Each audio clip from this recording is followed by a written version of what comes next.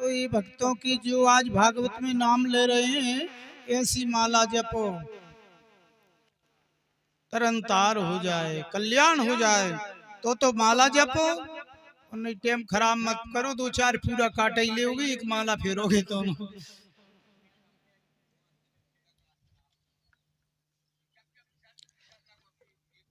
जब से भक्त के हृदय में प्रेम उमड़ने लगता है तब भगवान का साक्षात्कार होता है।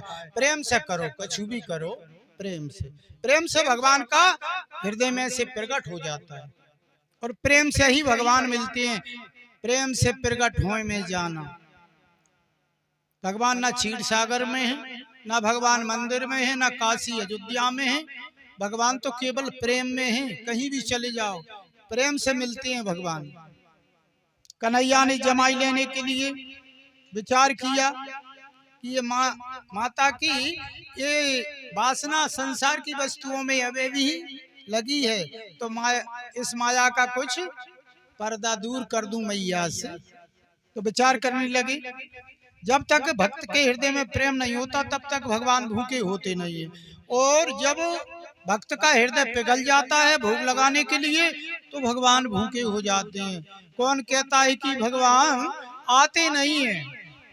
आते तो हैं, माता यशोदा जैसे बुलाते नहीं है।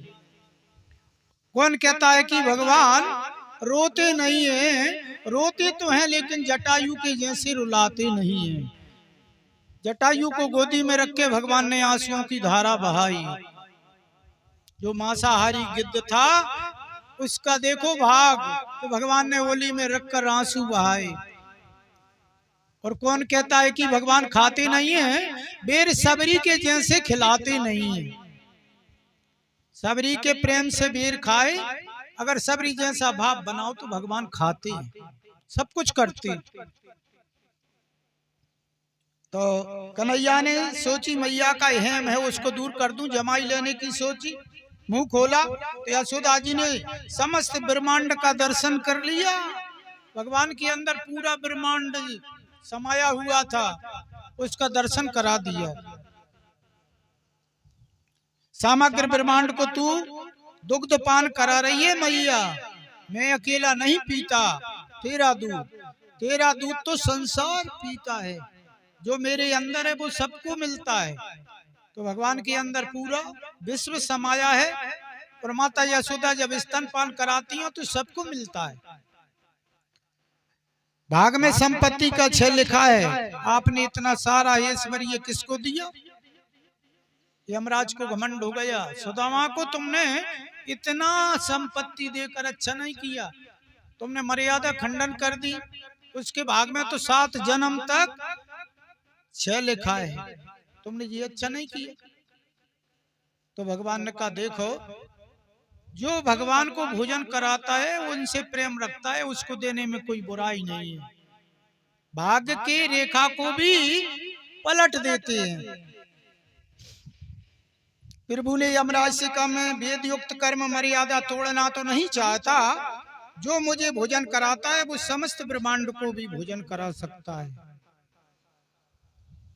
तो श्री कृष्ण को भोजन कराता है वो सारे विश्व को अन्नदाता बन जाता है, और जिनके नाम पुण्य जमा हो जाता है, जो यहाँ करता है उनका वही खाते में नाम पहुंच जाता है धर्मराज के पास। किसने किया है? चित्रगुप्त इसका लेखा जोखा धर्मराज को बताते हैं। भगवान मर्यादा को कभी भंग नहीं करते। लाला ने यशोदा जी का माता तू केवल मुझे नहीं समस्त ब्रह्मांड को भोजन कराती है।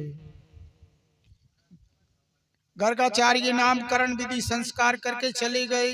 गर्गाचार्य को भी भगवान ने दर्शन दिया, कृष्ण को रोहिणी की गोद में बिठाया और बलराम जी को यशोदा की में, तो उनने भी बता दिया। गर्गाचार्य ऐसे विद्वान थे जो भगवान के गुरु होंगे, वो उनमें कमी थोड़ी होगी। उनने बता दिया जो रोहिणी की गोद में है वो तो माता यशोदा का है, और जो यशोदा की गोद में है वो रोहिणी का है। उनका भी अहम दूर कर दिया। भगवान किसी का अहम नहीं रखते। रुक्मणी को हुआ, आगे कथा आएगी, तो रुक्मणी का भी अहम दूर कर दिया। भगवान किसी का केवल घमंड नहीं करते, अहम का हार कर लेते हैं, नष्ट कर देते हैं।